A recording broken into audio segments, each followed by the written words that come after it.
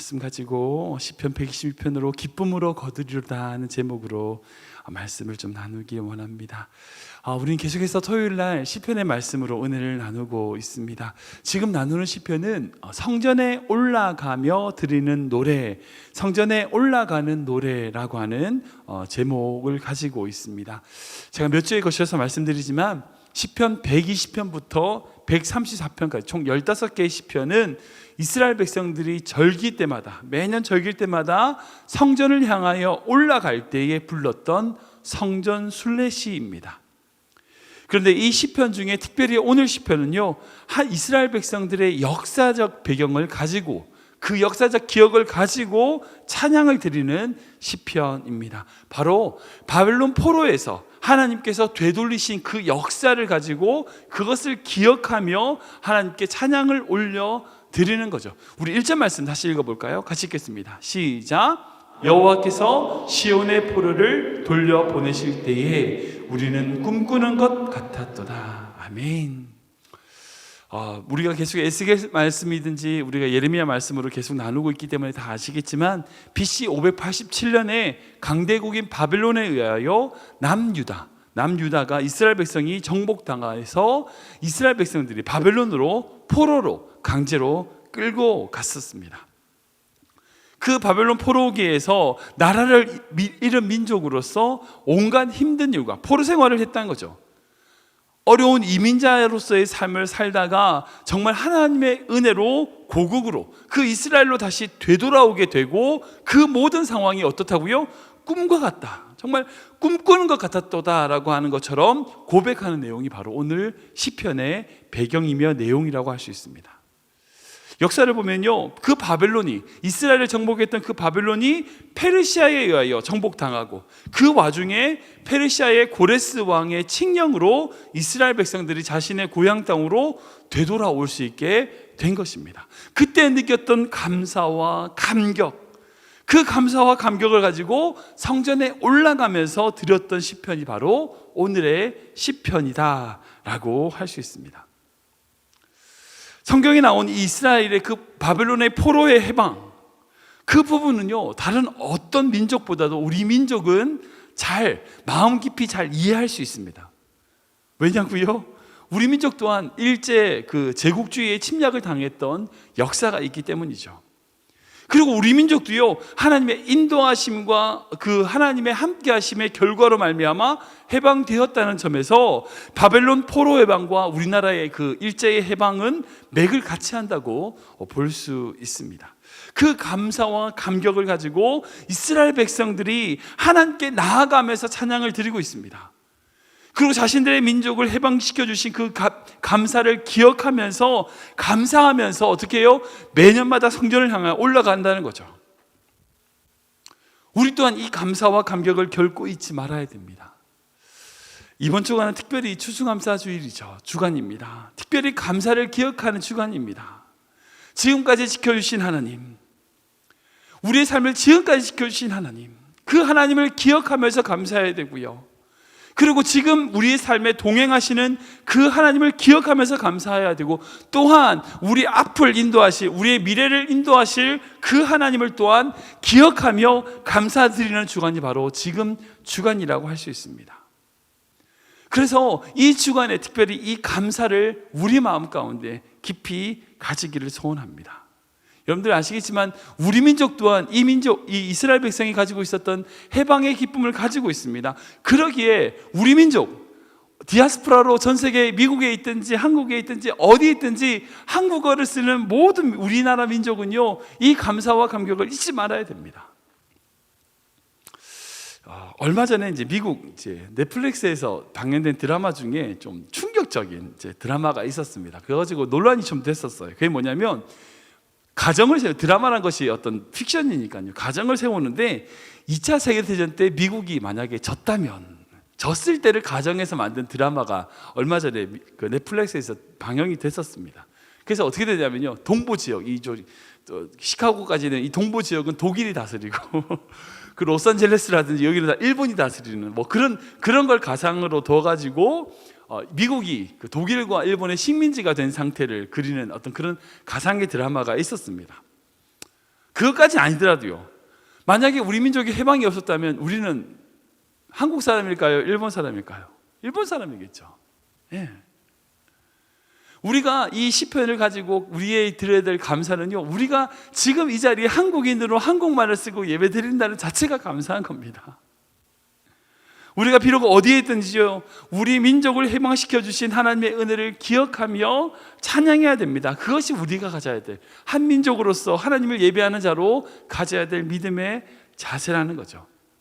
아무튼 오늘 구체적으로 이 시편의 제자가 하나님을 어떻게 감사하고 고백하고 있는지를 한번 살펴보기를 원합니다. 첫 번째는 뭐냐면, 하나님께서 우리를 위하여 큰 일을 행하셨다, 큰 일을 행하셨습니다 라고 고백하며 감사하고 있는 것을 볼 수 있습니다. 우리 2절과 3절 말씀 볼까요? 같이 읽겠습니다. 시작. 그때에 우리 입에는 웃음이 가득하고 우리 혀에는 찬양이 찼었도다. 그때에 문나라 가운데에 말하기를 여호와께서 그들을 위하여 큰 일을 행하셨다 하였도다. 여호와께서 우리를 위하여 큰 일을 행하셨으니 우리는 기쁘도다. 아멘. 이스라엘 백성이 해방된 그 역사를 보면요, 이스라엘 백성들이 자신의 포로 생활을 마치기 위하여 한 것이 전혀 없습니다. 전혀 없습니다. 바벨론이 그 페르시아의 멸망을 당한 이후에 페르시아의 왕인 고레스가 칙령을 내려가지고 모든 포로들이 해방이 되었어요. 그 해방을 선언한 것, 이것이 바로 해방의 시작입니다. 그러니까 이스라엘 백성들이 봉기를 일으켜가지고요, 그 자신들을 침략했던 바벨론을 무찌른 게 아니에요. 멸망시킨 게 아닙니다. 새로운 강대국이 그 페르시아랑 어떤 외교적인 조건을 맞춰가지고 그 나라가 세워진 게 아닙니다. 그저 하나님의 은혜와 인도하심으로 고레스 칙령이 발표되고, 그 칙령에 따라서 1차 포로된 이후에 70년 만에 딱 1차 포로 귀환이 이루어지는 그런 전적인 하나님의 역사를, 하나님의 은혜를 볼 수 있습니다. 우리나라의 역사를 봐도 비슷합니다. 우리나라가 일본에게 39년간 식민지를 지배를 받았는데, 39년간의 식민지 기간 동안 우리 민족이 행했던 많은 독립운동이 있었죠. 근데 그 대부분의 독립운동이 어디를 기점으로 두냐면 1919년에 3.1운동을 기점에 두고 있습니다.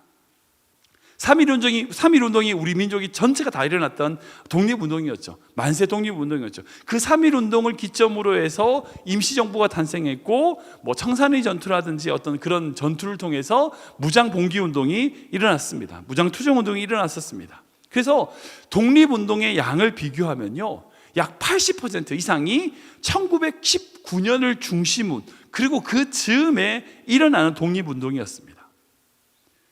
그리고 그 독립운동이 있고 난 다음에 한 20년, 30년 지난 1940년대에는요, 거의 대부분의 독립운동의 불씨가 사그라진 상황이었습니다. 몇 명만 그저 남아서 임시정부를 운영하고 있었던 그 정도 수준밖에 안 됐었어요. 그뿐 아니라 그 1919년에 독립운동을 했던 사람들이 1940년대에 가서는요, 다시 변절해서 일본 편에 들어서 일본을 찬양하는 사람들도 생겨났었습니다. 그 대표적인 사람이 바로 춘원 이광수입니다. 그분은요, 3.1운동 때 민족을 대표하는 33인 중에 한 명이었어요. 근데 나중에 1940년대에는 일본 편에 들어서 일본의 어떤 그런 입장에서 사람들을 강제 동원시키고 전쟁에 내보내는 역할을 했던 사람이 바로 이 춘원 이광수입니다. 아무튼 처음에는 독립운동이 불같이 일어나다가 그 기간이 20년 이상 지속되다 보니까 점점 독립운동이 사그라진 상태에서 일본이 태평양 전쟁을 일으키고, 그 전쟁에서 미국에게 패하는 바람에 우리나라가 독립을 이룬 거죠. 그러니까 일본이 무너진 것에 대하여 우리나라가 어떤 독립운동으로서 영향력을 미친 것은 거의 없어요. 오로지 하나님께서 하신 일입니다. 전적인 하나님의 은혜입니다. 이스라엘 백성과 마찬가지예요. 그러게 오늘 시편의 고백처럼 우리는 그 하나님이 우리를 위하여 큰 일을 행하셨다라고 고백하는 것이 맞습니다. 우리가 그 일 고백하고 그거밖에 없는 거예요. 개인적으로 보면 우리 인생 가운데 하나님이 우리를 어떻게 하셨습니까? 죄에서 해방하셨습니다.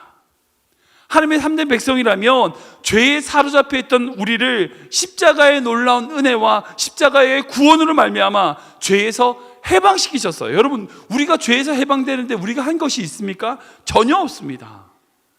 그럼에도 불구하고 하나님께서 큰 일을 행하심으로, 그 십자가의 놀라운 은혜를 행하심으로 말미암아 우리가 죄에서 해방이 된 거죠.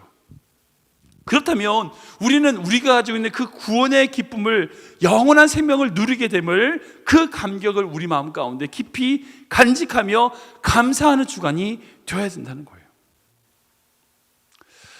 2020년 한 해를 마무리하는 연말 시즌이어서 이제 우리가 드릴 고백도 마찬가지 같습니다.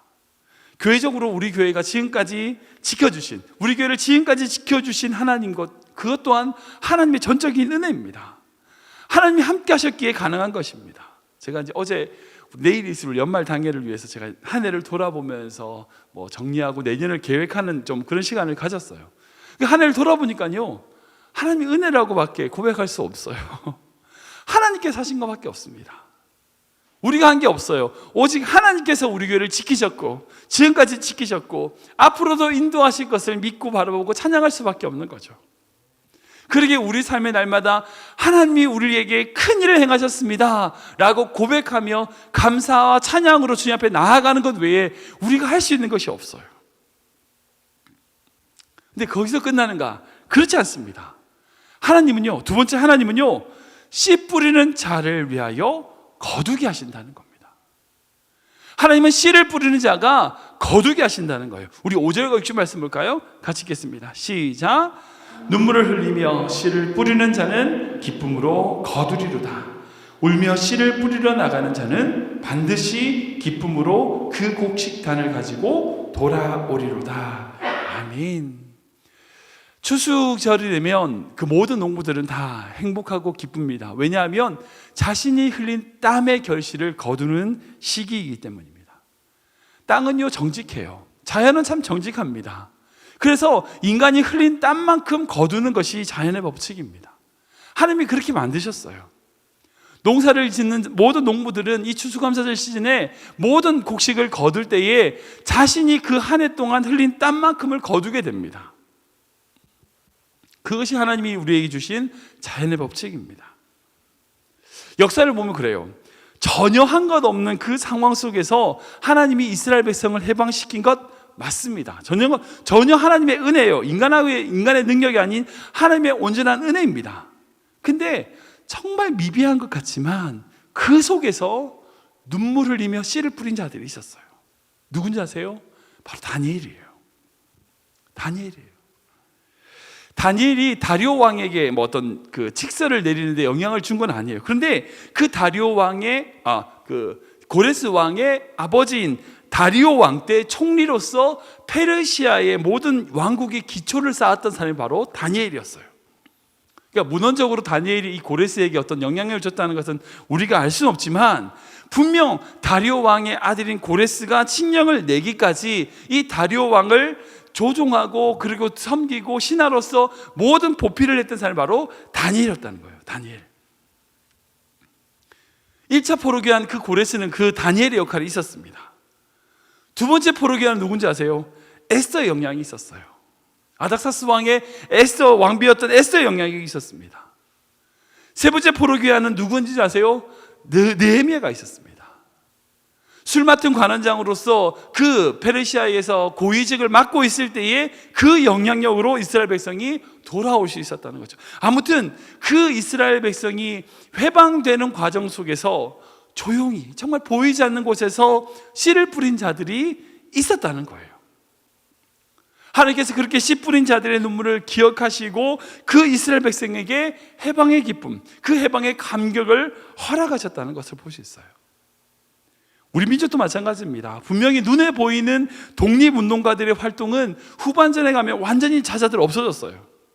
그러나 그 속에서 굳굳이 신앙을 지킨 자들, 굳굳이 자신의 삶에서 한민족으로서 삶을 살아간 자들이 있었어요. 바로 그리스도인들이었어요.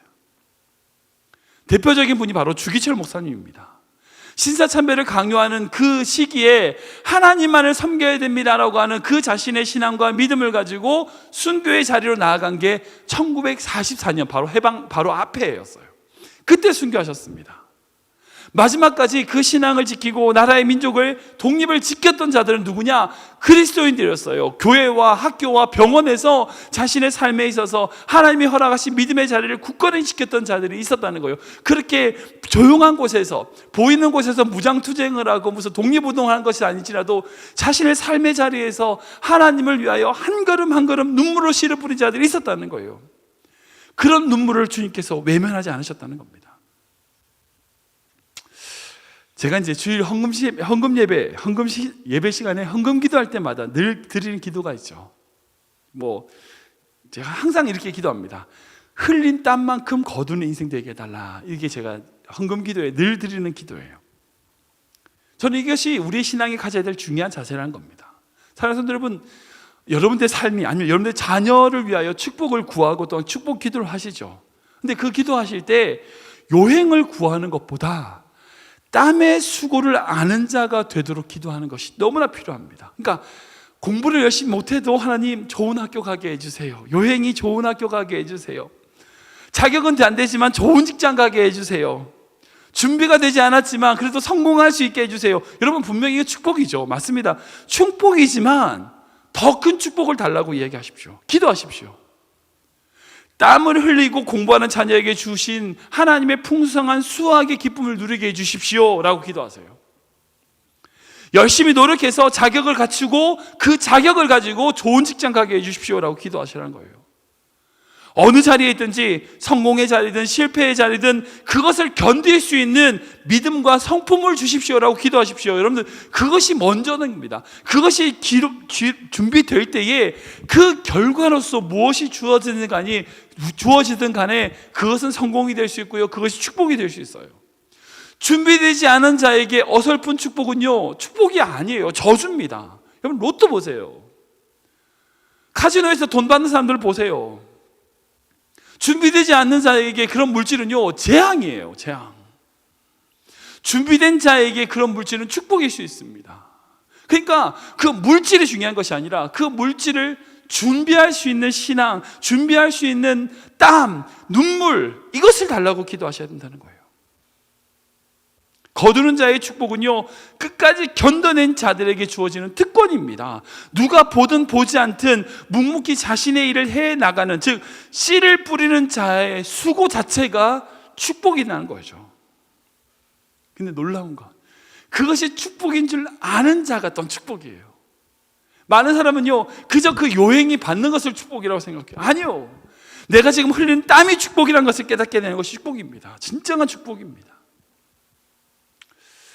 제가 이제 어제 연말당이 준비한다고 말씀드렸잖아요. 제가 우리 교회를 마찬가지예요. 생각해보면 우리 교회 또한 하나님께서 인도하셔서 큰 일을 행하셔서 지금까지 있지만 이 교회에 결국 기도가 쌓여있는 것을 볼 수 있습니다. 많은 성도님들, 우리 교회를 거쳐간 수많은 성도님들이 이 재단을 위해서 기도하셨어요. 지금은 다른 교회에서 기도하실지 모르겠지만 그분들이 이 교회에 계실 때 이 앞에서 무릎을 꿇고 이 재단을 위해서 기도하셨어요. 그 기도의 씨가, 그 기도의 눈물이 지금 우리 교회입니다. 그리고 주님께서는요, 그 눈물의 기도를 거두시는 분이시라는 거예요. 말씀 정리하면 그렇습니다. 이번 주간은 추수감사 주간인데요, 감사 주간입니다. 우리가 감사를 찾아야 되고요, 하나님께서 우리와 함께 하셨던 하나님, 그리고 내 삶 가운데 동행하시는 하나님, 앞으로도 인도하실 그 하나님을 기억하며 감사하는 것이 이번 한 주간의 우리의 사명입니다. 사랑하는 성도 여러분, 우리가 살아온 모든 삶이 하나님의 은혜입니다. 하나님의 은혜입니다. 우리가 한 게 없습니다. 오직 하나님께서 큰 일을 행하셔서 지금까지 여기 있습니다. 근데 사랑하는 성도 여러분, 하나님은요, 우리가 뿌린 그 눈물의 씨앗, 하나님을 위하여 헌신한 그 헌신의 씨앗을 결코 외면하지 않으시는 분이라는 거예요. 우리가 하나님을 위하여 흘린 눈물만큼 하나님은 기쁨을 거두게 하시는 분이시라는 걸 믿으시기 바랍니다. 우리의 헌신과 눈물을 모른 채 하지 않으시고 인도하셔서 기쁨으로 그 모든 단을 거두게 하실 그 하나님을 바라보시기 바랍니다. 여러분들의 가정 또한 그렇고요, 우리 교회 또한 마찬가지입니다. 우리 모든 삶에 그런 하나님을 기억하며 하나님께 감사와 찬양을 올려드리는 귀한 성도님 되시길 주님으로 축원합니다. 아멘.